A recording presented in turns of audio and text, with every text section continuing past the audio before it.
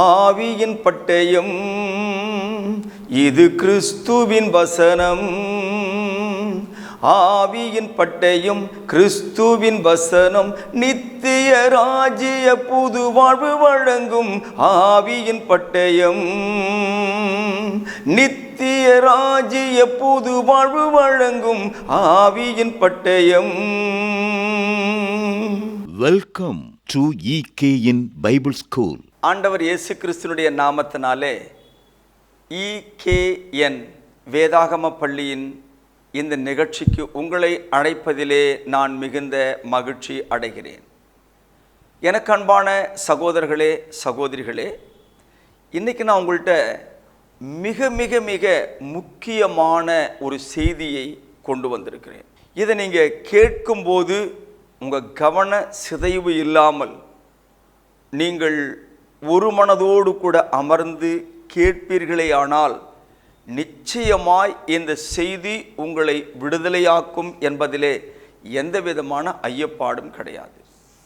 நாம் ஒரு பொருளை அல்லது ஒரு காரியத்தை எந்த அளவு கற்றுக்கொள்கிறோமோ தெரிந்து கொள்கிறோமோ அதை பொறுத்து தான் அதை குறித்ததான நம்பிக்கை நமக்கு வரும். வள்ளுவன் சொன்னான், கற்க கசடு அற கற்ற பின் நிற்க அதற்கு தக அப்படின்னா. அதாவது ஒரு காரியத்தை கற்றுக்கொள்ளுகிற போது அது குறையில்லாமல் பிழையில்லாமல் சந்தேகத்திற்கு இடமில்லாமல் நாம் படிக்கணும். அப்படி படித்து தெரிந்து கொண்ட பிறகுதான் அதற்கு ஏற்றாற்போல் நமது வாழ்க்கையை நாம் அமைத்து கொள்ள வேண்டும். ஆண்டவராகிய இயேசு கிறிஸ்துவானவர் ஒரு முறை பிரசங்கம் பண்ணும்போது யோவான் எழுதின சுவிசேஷம் 5வது அதிகாரம் 39ஆம் வசனத்தில் என்ன சொன்னார்னா, வேத வாக்கியங்களை ஆராய்ந்து பாருங்கள், அவைகளால் உங்களுக்கு நித்திய ஜீவன் உண்டென்று எண்ணுகிறீர்களே, என்னை குறித்து சாட்சி கொடுக்கிறவைகளும் அவைகளே. இன்னைக்கு கிறிஸ்தவத்தில் நிறைய குழப்பங்களுக்கு காரணம் என்ன அப்படின்னா, கிறிஸ்தவர்கள் வேதாகமத்தை படிக்கிறார்கள், ஆனால் வேதாகமத்தை ஆராய்ந்து படிக்கிறவர்கள் மிக மிக குறைவு தான். இப்போ காலையில் எழுந்திருக்கிறோம், எல்லா வேலையும் முடிச்சுட்டு ஸ்கூலுக்கு போகணும், காலேஜுக்கு போகணும். அப்பா அம்மா சொல்லியிருப்பாங்க, ஒரு ஜெபம் பண்ணிட்டு போடா, பைபிள் படிச்சுட்டு போடா அப்படிம்பாங்க.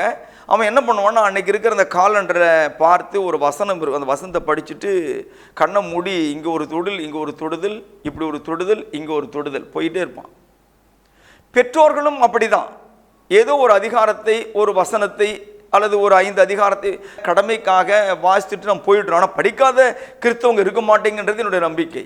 ஆனால் இப்படி எல்லாருமே வேதாகமத்தை படிக்கிற கிறிஸ்தவர்களாக இருக்கின்ற போது ஏன் உலகத்திலே கிறிஸ்தவம் இன்றைக்கும் ஒரு குழப்பமான சூழ்நிலையில் இருக்கிறது? கொஞ்சம் யோசிங்க. நம்ம எல்லாரும் ஒரே இடத்துல கூடி வந்து பாட முடியும்னு நினைக்கிறீங்களா? நீங்கள் எல்லாரும் ஒரே இடத்துல கூடி வந்து நாம் தொழுகை செய்ய முடியும் அல்லது ஆராதிக்க முடியும் என்று நீங்கள் நம்புகிறீர்களா? நீங்கள் சொல்லலாம், இப்படி எல்லா சபையில் இருக்கிற பாஸ்டர்மாரெலாம் சேர்ந்து எல்லாம் ஒரு பேரின்ப பெருவிழா நடத்தலையா அப்படின்னா, அங்கே வரும்போது அதை செய்வார்கள். ஆனால் அங்கிருந்து போன பிறகு அவரவர் கொள்கையை தான் தூக்கி பிடிப்பாங்களே தவிர உன்னுடைய கொள்கைக்கும் எனது கொள்கைக்கும் ஒத்து வராது என்பதை அங்கிருந்து போன உடனே காண்பிப்பார்கள்.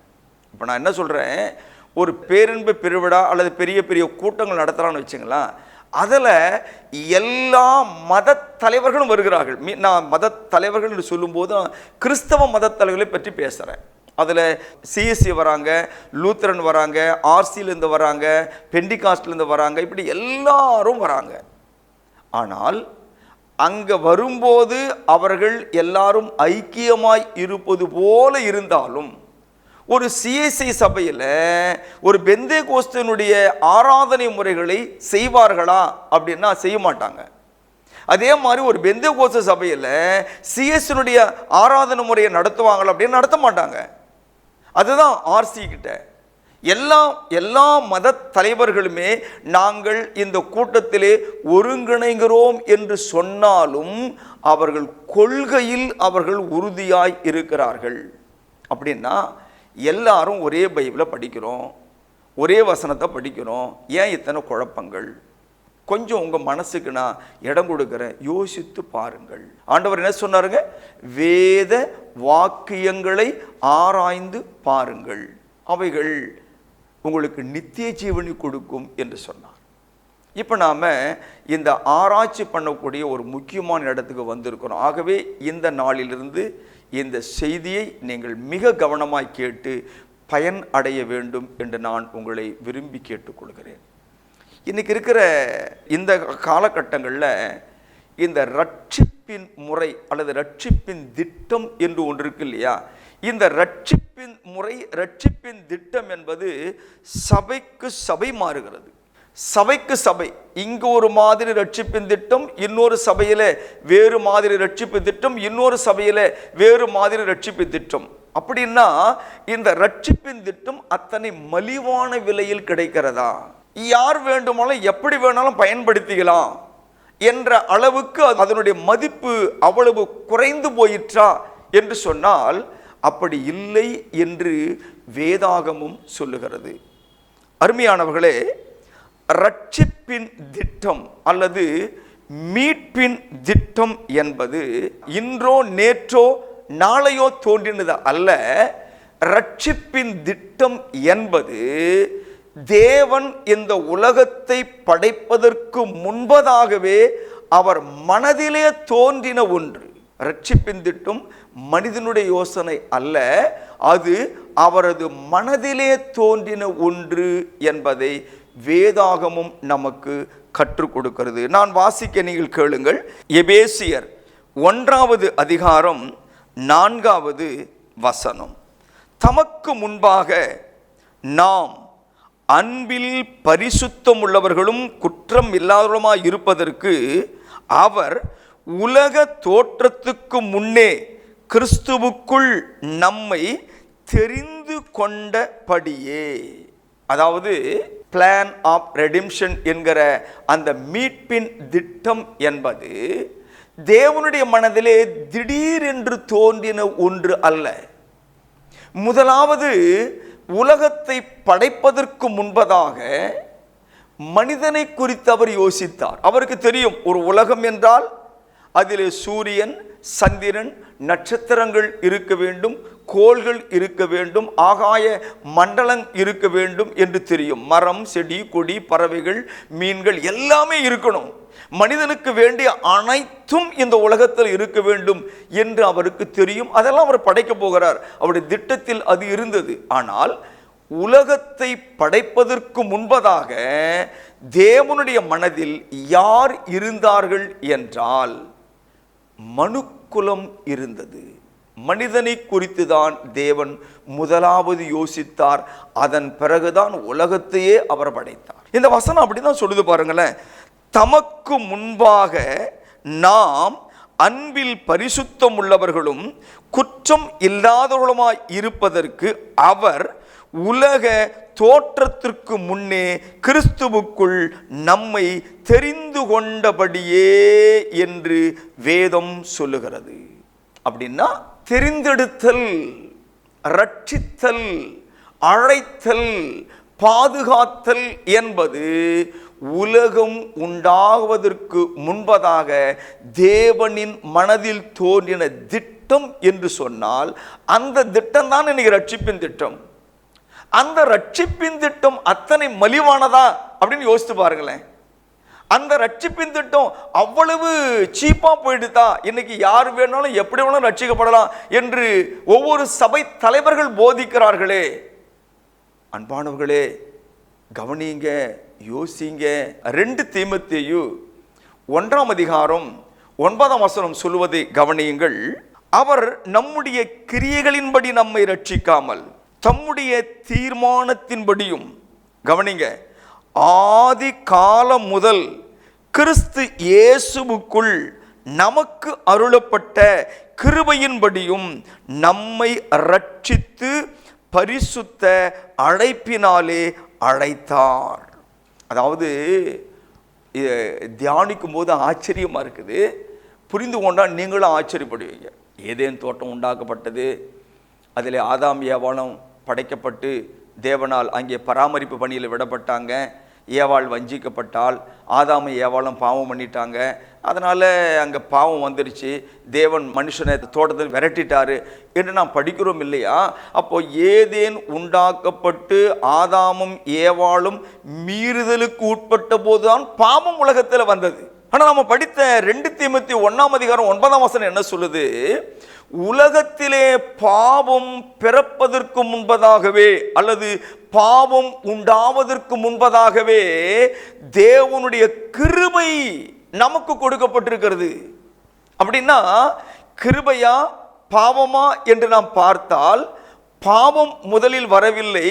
பாவம் உண்டாவதற்கு முன்பதாகவே தேவன் கிறிஸ்து இயேசுவுக்குள் நமக்கு கிருபையை அவர் உண்டு பண்ணியிருக்கிறார். அப்ப அந்த கிருபை எப்போ உண்டாயிற்று அப்படின்னா, உலகம் உண்டாவதற்கு முன்பதாகவே தேவன் கிருபையை அவர் உண்டாக்கினார். உங்க கிருபைதா பாடுறோம் இல்ல, அந்த கிருபை எவ்வளவு பெரிது என்று பாருங்கள். நான் மறுபடியும் வாசிக்கிற அந்த வசனத்தை, அவர் நம்முடைய கிரியைகளின்படி நம்மை ரட்சிக்காமல் தம்முடைய தீர்மானத்தின்படி, அந்த தீர்மானம் என்ன? ஏற்கனவே எபேசியர் 1:4 படிச்சுட்டோம். அதாவது கிறிஸ்து இயேசுவுக்குள் நாம் அன்பிலே பரிசுத்தம் உள்ளவர்களாய் பிதாவாகிய தேவனுக்கு முன்பாக நிறுத்தப்பட வேண்டும் என்பது தீர்மானம். அந்த தீர்மானத்தின்படி ஆதி காலம் என்பது உலகம் உண்டாவதற்கு முன்பதாகவே தேவ மனதில் ஏற்பட்ட அந்த காலம் முதல் கிறிஸ்து இயேசுவுக்குள் நமக்கு அருளப்பட்ட கிருபையின்படி நம்மை ரட்சித்து பரிசுத்த அழைப்பினாலே அழைத்தார் என்றால், உலகம் படைக்கப்படுவதற்கு முன்பதாக இயேசு கிறிஸ்துவுக்குள் தேவன் அளித்த கிருபையின்படி நாம் ரட்சிக்கப்படுவது உண்மையானால், இவ்வளவு திட்டமிட்ட பாதுகாக்கப்பட்ட அந்த ரட்சிப்பு இன்னைக்கு யார் வேணாலும் எந்த வகையில் வேணாலும் ரட்சிக்கலாம் என்று பேசுகிற சபை தலைவர்களை அது ஏற்றுக்கொள்ளுமா, அங்கீகரிக்குமா என்பதை என் அன்பு தேவ பிள்ளைகளை தயவோடு யோசியுங்கள். இன்னைக்கு யாரையும் பார்க்காதீங்க. நீங்கள் எப்படி ரட்சிக்கப்பட்டீர்கள்? எந்த முறையில் ரட்சிக்கப்பட்டீர்கள்? உங்கள் ரட்சிப்புக்கான திட்டம் வேதத்தின்படி தீர்மானிக்கப்பட்டதா? ஆதி காலங்களிலே கிறிஸ்து இயேசுவுக்குள் தேவன் கொடுத்த கிருபையின்படியாய் வந்திருக்கிற ரட்சிப்பா என்பதை கொஞ்சம் யோசியுங்கள். என ரட்சிப்பு சாதாரணமானது அல்ல. இது திட்டமிடப்பட்டது. உலக தோற்றத்துக்கு முன்பதாக திட்டமிடப்பட்டது என்பதை கவனியுங்கள். இந்த ரட்சிப்பின் திட்டத்திற்காக தேவன் உலக தோற்றத்திற்கு முன்பதாகவே அதற்கான பலியை அவர் தெரிந்தெடுத்து வைத்திருந்தார். எவ்வளவு ஆச்சரியமா இருக்குது பாருங்களேன். இன்னைக்கு ஒரு சபையை ஆரம்பிச்சுட்டு அதுக்கு சில கொள்கைகளை ஆரம்பிச்சுட்டு, நான் தான் சபையின் தலைவர், நான் தான் பவுண்டர், நான் தான் பின்னால் பேனரை போட்டுக்கிட்டு பணம் சம்பாதிக்க தூண்டுகிற மக்கள் கூட்டம் எங்கே? தேவ திட்டம் எங்கே என்பதை பாருங்கள். நான் யாரும் குறை பேசலைங்க, நடக்கிற உண்மையை பேசுகிறேன். நான் யாரையும் குறை பேசலை. அப்படி யாருன்னா என் வார்த்தைகள் புண்படுத்தினா மன்னிச்சிருங்க. நான் யாரையும் குறை பேசலை. ரட்சிப்பு என்பது ரொம்ப லகுவாக போயிடுச்சுங்க, ஜனங்களுக்கு லகுவாக போயிடுச்சு. ரட்சிப்பு திட்டம் என்பது உலகம் தோன்றுவதற்கு முன்பதாக தேவனுடைய மனதில் எழுந்த ஒரு தீர்மானம். அதை நான் குறைக்கவும் முடியாது, கூட்டவும் முடியாது. ஆகவே இந்த வசந்த கவனிங்க. 1 பேதுரு 1:20 வாசிக்கிறேன். அவர் உலக தோற்றத்திற்கு முன்னே குறிக்கப்பட்டவராய் இருந்து. இப்போ உலக தோற்றத்திற்கு முன்னே ஏன் குறிக்கப்பட்டார்? ஏனென்றால் ரட்சிப்பு என்பது மனுக்குலத்திற்கு அவ்வளவு முக்கியமானது. அவ்வளவு முக்கியமாக இருக்கிறதுனால தான் உலகத்தை படைப்பதற்கு முன்பதாகவே மனிதனை ரட்சிக்கும்படியான அந்த ஆட்டுக்குட்டியை, மனிதனை ரட்சிக்கும்படியான அந்த பரிசுத்த இரத்தத்தை, மனிதனை ரட்சிக்கும்படியான அந்த பலியை நம்முடைய பிதாவாகிய தேவன் தெரிந்தெடுத்து வைத்திருந்தார். மனிதன் எப்போது பாவத்தில் விழுவான் என்று அவருக்கு தெரியும். ஏற்ற காலத்தில் அவரை இந்த உலகத்தில் அனுப்பி ஒரே பலியாக மனுக்குலத்தை ரட்சிக்க வேண்டும் என்பது அவருடைய திட்டம். அந்த திட்டத்தை இன்றைக்கு எழும்பி இருக்கிற மத தலைவர்கள் மாற்ற முயற்சிக்கிறார்கள். ஆனால் வேதம் அதை ஒரு நாளும் ஏற்றுக்கொள்ளாது என்பதை கவனத்தில் கொள்ளுங்கள். மீண்டும் வாசிக்கிறேன். அவர் உலக தோற்றத்துக்கு முன்னே குறிக்கப்பட்டவராயிருந்து தமது மூலமாய் தேவன் மேல் விசுவாசமாயிருக்கிற உங்களுக்காக இந்த கடைசி காலங்களில் வெளிப்பட்டார். அப்ப இயேசு யார் என்றால், பிதாவாகிய தேவனால் உலகம் படைக்கப்படுவதற்கு முன்பதாக மனுக்குலத்தின் ரட்சிப்புக்காக தெரிந்து கொள்ளப்பட்ட ஆடாக, பஸ்காவாக, பலியாக இருக்கிறார் என்பது ரொம்ப ஆச்சரியமான ஒன்று. அதனால ரட்சிப்பு ரொம்ப லேசா எடை போட்டுறாதீங்க. ரட்சிப்பு ரொம்ப ரொம்ப ரொம்ப முக்கியமானது, ரொம்ப ரொம்ப முக்கியமானது என்பதை நான் உங்கள் மனதிலே கொண்டு வர விரும்புகிறேன். மத்திய 25ஆம் அதிகாரம் 34வது வசனத்தில், அப்பொழுது ராஜா தமது வலது பக்கத்தில் நிற்பவர்களை பார்த்து, வாருங்கள் என் பிதாவினால் ஆசீர்வதிக்கப்பட்டவர்களே, உலகம் உண்டானது முதல் கொண்டு உங்களுக்காக ஆயத்த பண்ணப்பட்ட ராஜ்யத்தை சுதந்திரித்து கொள்ளுங்கள் என்று சொன்னார். அதாவது என்னன்னா, தேவனுடைய ராஜ்யம் என்பது இது எப்போ தீர்மானிக்கப்பட்டது அப்படின்னு பார்த்தீங்கன்னா, இந்த தீர்மானம் கூட பிதாவாகிய தேவனால் உலகம் தோன்றுவதற்கு முன்பதாகவே ஏற்படுத்தப்பட்ட தீர்மானத்தில் ஒன்று. புரியுதா உங்களுக்கு? தேவனுடைய ராஜ்யம் என்பது மனித குலம் உருவாவதற்கு முன்பதாக, உலகம் படைக்கப்படுவதற்கு முன்பதாக தேவனுடைய மனதிலே திட்டமாய் ஏற்படுத்தப்பட்ட ஒன்று. அப்போ அவர் இவ்வளவு தூரம் யோசித்திருக்கிறார் அப்படின்னா அது எவ்வளோ சட்டத்திட்டங்களை அவர் ஏற்படுத்தியிருப்பாருங்க, அதுக்கு எவ்வளோ முக்கியத்துவம் கொடுத்துருப்பாருங்க. இன்றைக்கி ஒரு கட்சியில் ஒருத்தர் இணையணுன்னா கூட அதுக்குன்னு ஒரு சட்டம் இருக்குல்ல. ஒரு ஆஃபீஸில் ஒருத்தர் வேலைக்கு போய் சேரணுன்னா வழியில் போகிற எல்லாரையும் வேலைக்கு எடுத்துருவாங்களா? யோசித்து பாருங்கள். அவங்களுக்குன்னு ஒரு விதிமுறை இருக்கு இல்லையா? அவங்களுக்குன்னு ஒரு சட்டத்திட்டம் இருக்கு இல்லையா? அதன்படி தான் அவங்க அதுக்கான வேலையாட்கள் எடுப்பாங்க.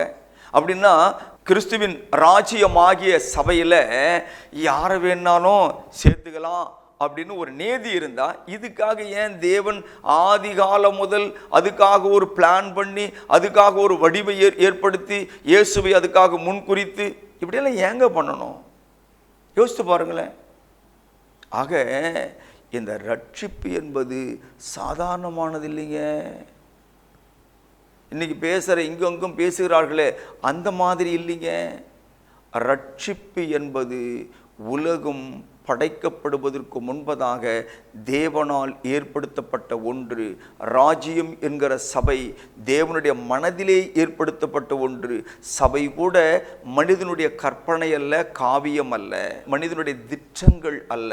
ஒரு சபை என்றால் என்ன, அது எப்படி இருக்கணும், அது எப்படி ஒழுங்காக நடக்கணும், அதில் எப்படி பாடணும், எப்படி துதிக்கணும், எப்படி ஜெபிக்கணும், எப்படி தொழுது கொள்ள வேண்டும், எப்படி கொடுக்க வேண்டும், இது எல்லாமே தேவன் திடீர்னு போட்ட முடிவு கிடையாதுங்க. திடீர்னு போட்ட முடிவு கிடையாது. இந்த ராஜ்யம் நாம் படித்தோம் மத்தியில், உலக தோன்றுவதற்கு முன்பதாகவே தேவனுடைய மனதிலே திட்டமிடப்பட்ட ஒன்று. அதனால் நாம் ரட்சிப்பை குறித்து லேசாக எடை போடக்கூடாது. எபேசியர் 3ஆம் அதிகாரம் 9 முதல் 11 வசனங்கள் வாசிக்க கேளுங்க. தேவன் நம்முடைய கர்த்தராகிய இயேசு கிறிஸ்துவுக்குள் கொண்டிருந்த அநாதி தீர்மானத்தின்படியே, இங்கே எபேசு சபையாருக்கு அப்போஸ்தலனாகிய பவுல் பேசுகின்ற போது என்ன சொல்றார் அப்படின்னா, தேவன் என்ற ஒரு வார்த்தை அவர் பயன்படுத்துறார். அதுக்கடுத்து நம்முடைய கர்த்தராகிய இயேசு கிறிஸ்து. இந்த தீர்மானம் யாருடையது என்று சொன்னால் தேவனுடையது. இந்த தேவன் நம்முடைய கர்த்தராகிய இயேசு கிறிஸ்துவுக்குள் கொண்டிருந்த அனாதி தீர்மானம். மறுபடியும் சொல்றேன் பாருங்க, இந்த அனாதி தீர்மானம் யாருடையது என்று சொன்னால் தேவனுடையது. இந்த தேவனுடைய தீர்மானம் யார் மூலமாக வருகிறது என்று சொன்னால் நமது ஆண்டவராகிய இயேசு கிறிஸ்துவின் மூலமாய் இந்த உலகத்துக்கு வந்திருக்கிறது. அப்படியானால் அது வருவதற்கு முன்பதாக, உலக தோற்றத்துக்கு முன்பதாக தீர்மானிக்கப்பட்டது. அதை தேவன் எப்படி வெளிப்படுத்துறாரு? அதுக்கு அடுத்த வசனத்துல, உன்னதங்களில் உள்ள துரைத்தனங்களுக்கும் அதிகாரங்களுக்கும் அவருடைய அனந்த ஞானமானது சபையின் மூலமாய் இப்பொழுது தெரிய வரும் பொருட்டாக. தேவன் இந்த மனுக்குலத்தின் ரட்சிப்புக்காக, இந்த மனுக்குலத்தின் மீட்புக்காக, இந்த மனுக்குலத்தின் ஆசீர்வாதத்திற்காக, இந்த மனுக்குலத்தின் பாதுகாப்புக்காக, இந்த மனுக்குலத்தை பரலோகத்திலே சேர்ப்பதற்காக அவர் ஏற்படுத்தின திட்டங்கள் எல்லாமே உலகத்தை படைப்பதற்கு முன்பாக ஏற்படுத்தப்பட்ட திட்டம். அந்த திட்டம் தான் இப்ப நிறைவேறி கொண்டிருக்கிறது. அந்த திட்டம் தான் இப்ப நடந்து கொண்டிருக்கிறது. அந்த திட்டங்களை இப்போது நாம் எங்கே காணலாம், எங்கே கண்டுபிடிக்கலாம் என்று சொன்னால், அந்த திட்டங்களை இப்பொழுது சபையின் மூலமாக அவர் வெளிப்படுத்தார். அப்படின்னா இன்னைக்கு நான் சொல்றேன், உலகத்துல எண்ணிக்கையிலே அடங்காத சபைகள் இருக்கிறது. ஏன் எண்ணிக்கையில் அடங்காத சபைகள் அப்படின்னு சொல்றேன்னா, ஒரு சபைக்கும் இன்னொரு சபைக்கும் ஏதோ ஒன்று முரண்படுகிறது, ஏதோ ஒன்று கருத்து வேறுபடுகிறது. ஆகவே தான் பிரிந்திருக்கிறார்கள். அந்த கருத்து வேறுபாடு இல்லை என்றால் நாம் ஏன் பிரிய வேண்டும்? நம்ம எல்லாம் ஒன்னா தானே இருக்கணும், நம்ம எல்லாம் ஒன்னா தானே ஆராதிக்கணும், நம்ம எல்லாம் ஒன்னா தானே தேவனை துதித்து பாடணும். எங்கே நாம் முரண்படுகிறோம் என்பதை யோசித்து பாருங்கள். அப்போ தேவனுடைய அனந்த ஞானத்தை ஒருவன் கற்றுக்கொள்ள வேண்டுமானால் அவன் சபைக்குள் இருக்க வேண்டும். அந்த சபை எப்போது ஏற்படுத்தப்பட்டது என்று சொன்னால், தேவன் உலகத்தை உண்டாக்குவதற்கு முன்பதாக ஏற்படுத்தப்பட்டதான் சபை. ஆகவே அந்த சபை ஆயிரங்களாக ஏற்படுத்தப்படவில்லை, ஒரே ஒரு சபையை அவர் ஏற்படுத்தினார். ஒரே ஒரு சபையை. ஏன்னா அவர் மனசுல ஒரே திட்டம் தானே, அவர் மனசுல ஒரே எண்ணங்கள் தானே, ஒரே தீர்மானம் தானே. அந்த ஒரே தீர்மானத்தின்படி அழைக்கப்பட்ட அத்தனை பேருமே அந்த ஒரே சபையாகத்தான் இருக்க முடியுமே தவிர வேறு சபைக்கு இங்கே இடம் கிடையாது. உன்னதங்களில் உள்ள துரைத்தனங்களுக்கும் அதிகாரங்களுக்கும் அவருடைய அனந்த ஞானமானது சபையின் மூலமாய் இப்பொழுது தெரிய வரும் பொருட்டாக இயேசு கிறிஸ்துவை கொண்டு எல்லாவற்றையும் சிருஷ்டித்த தேவனுக்குள்ளே, மறுபடியும் சொல்றாரு, ஆதி காலங்கள் முதல் மறைந்திருந்த ரகசியத்தினுடைய ஐக்கியம் என்னதென்று எல்லாருக்கும் வெளிப்படையாக காண்பிக்கிறதற்கு இந்த கிருபை எனக்கு அளிக்கப்பட்டிருக்கிறது. பவுல் சொல்லுகிறான், நீங்கள் மீட்கப்பட்டவர்களா? நீங்கள் ரட்சிக்கப்பட்டவர்களா? நீங்கள் பரிசுத்த ஆவியின் அபிஷேகம் பெற்றவர்களா? நீங்கள் பரிசுத்த ஆவியின் அச்சாரம் பெற்றவர்களா? உண்மையாகவே நீங்கள் இதை நம்புகிறீர்களா? அப்படியானால் நீங்கள் ரட்சிக்கப்பட்ட விதம், அந்த தீர்மானம் தேவன் உலக தோற்றத்துக்கு முன்பாக ஏற்படுத்தின அந்த ஒரே தீர்மானத்தின்படி இருக்கிறது என்பதை சற்று கவனியுங்கள். ஒன்றில் மாறினால் கூட அது எல்லாமே சொதப்பலாயிரும். மோசே பாருங்க, எல்லா சட்டங்களுக்கும் கீழ்ப்படிந்த வேதம் சொல்கிறது, மோசே தேவனுடைய வீட்டில் எங்கும் உண்மை உள்ளவனாயிருந்தான். ஒரே ஒரு இடத்துல மாத்திரம்தான் தவறினான். ஒரே ஒரு இடத்துல பேசினாரு, அடிச்சிட்டான். இந்த ரட்சிப்பின் திட்டத்தில், மீட்பின் திட்டத்தில் நீங்கள் இணைந்திராமல் நாங்கள் ரட்சிக்கப்பட்டோம் என்று எண்ணினால் சரிபடுத்திக் கொள்ளுங்கள். வேதத்துக்கு முன்பாக நில்லுங்கள். அந்த வெளிச்சத்திலே உங்களை ஆய்ந்து பாருங்கள். அந்த தீர்மானத்தின்படி அழைக்கப்பட்டிருக்கிறீர்களா, அந்த தீர்மானத்தின்படி ரட்சிக்கப்பட்டிருக்கிறீர்களா என்பதை ஒரு முறை நீங்கள் உறுதிப்படுத்துங்கள். தேவன் தாமே உங்களை ஆசீர்வதிப்பாராக. ஜெபம் செய்வோம். எங்களை நேசிக்கிற பரலோகத்தின் பிதாவே, மனிதர்கள் நினைப்பது போல ரட்சிப்பு என்பது திடீரென்று உண்டானது அல்ல. ரட்சிப்பு என்பது உலக தோற்றத்துக்கு முன்பதாக, அப்பா உம்முடைய தீர்மானம், உம்முடைய திட்டம், உமது எண்ணங்கள், உமது சித்தம், அது இயேசு கிறிஸ்துவை கொண்டு நீர் தீர்மானித்தீர், திட்டமிட்டீர். அந்த தீர்மானத்தின்படி அழைக்கப்பட்டவர்களாய் நாங்கள் தேவனிடத்திலே அன்பு கூறுகிறோமா என்பதை இந்த செய்தியை கேட்ட விசுவாச கூட்டங்கள், இந்த செய்தி கேட்ட ஒவ்வொரு தகப்பனே மனிதனும் மனுஷியும் அன்பானவர்களும் கூர்ந்து கவனித்து வேதத்தின் வெளிச்சத்திலே தங்களுடைய வழியை சீர்தூக்கி பார்த்து தேவனுடைய தீர்மானத்தின்படி கிறிஸ்துவை கொண்டு கொடுக்கப்பட்ட ரட்சிப்பின் திட்டத்திலே அவர்கள் ஐக்கியப்பட நீரே உதவி செய்யும். இந்த வார்த்தைகளை கேட்க நீர் தகப்பனே அநேகருக்கு இதை பகிர்ந்தளிக்க, அநேகர் இதன் மூலமாக ஆசீர்வாதங்களை பெற தேவனே உதவி செய்யும். தொடர்ந்து காத்துக்கொள்ளும், ஆசீர்வதியும். இயேசு கிறிஸ்துவின் நாமத்தில் ஜெபிக்கிறோம் நல்ல பிதாவே, ஆமேன். அன்பானவர்களே, நீங்கள் இன்னைக்கு கேட்ட பாடம் ரொம்ப முக்கியமானது. இதை தொடர்ந்து நாம் ரொம்ப முக்கியமான பாடத்தை படிக்க போகிறோம். நீங்களே கேட்டு நீங்களே வச்சுக்காதீங்க. ஒருவேளை நீங்கள் ஊழியக்காரர்களாக இருந்தால் உங்கள் சக எல்லா விசுவாசிகளும் இதை பார்க்கறதுக்கு அனுமதி கொடுங்க, அவங்களுக்கு ஷேர் பண்ணுங்கள். உங்கள் உறவுகளுக்கு நீங்கள் இதை ஷேர் பண்ணுங்கள், அவங்கள்ட்ட லைக் பண்ண சொல்லுங்கள், அவங்கள்ட்ட கமெண்ட்ஸ் கேளுங்க. தேவன் உங்களை ஆசீர்வதிப்பாராக. அடுத்த நிகழ்ச்சியில் நாம் சந்திக்கும் வரை தேவ சமாதானம் உங்கள் யாவரோடும் கூடியிருப்பதாக. ஆமேன். அன்பிற்குரியவர்களே, மேலும் இந்த பாடங்களை எங்களுடைய யூடியூப் சேனலான எட்டர்னல் கிங்டம் நியூ லைஃப் சேனலில் கண்டு தெய்வ ஆசீர்வாதங்களை பெற்று மகிழுங்கள். கிறிஸ்துவின் சபையார் உங்களை வாழ்த்துகிறார்கள்.